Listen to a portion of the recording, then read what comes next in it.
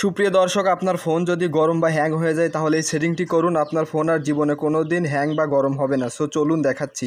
First of all আপনি যে কাজটি করবেন, আপনার ফাইল ম্যানেজারে চলে যাবেন। গুগল যে ফাইল ম্যানেজার সেইখানে চলে যাবেন। চলে যাওয়ার পরে আপনি যে কাজটি করবেন, উপরে দেখতে পাচ্ছেন যে 3 ডট মেনু।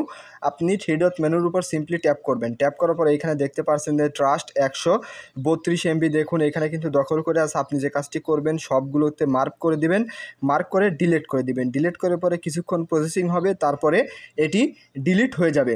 তারপরে আপনি যে কাজটি করবেন, ব্যাগে ক্লিক করে ব্যাগে চলে আসবেন। ব্যাগে চলে আসার পরে আপনি নিচের দিকে চলে যাবেন। নিচের দিকে চলে যাওয়ার পরে আপনি এখানে দেখতে পাচ্ছেন যে ইন্টারনাল স্টোরেজ। আপনি এই অপশনটার উপর সিম্পলি ট্যাপ করুন। ট্যাপ করার পরে অ্যান্ড্রয়েড নামে যে ফাইলটা আছে সেই ফাইলের 3 ডট মেনুতে ক্লিক করুন।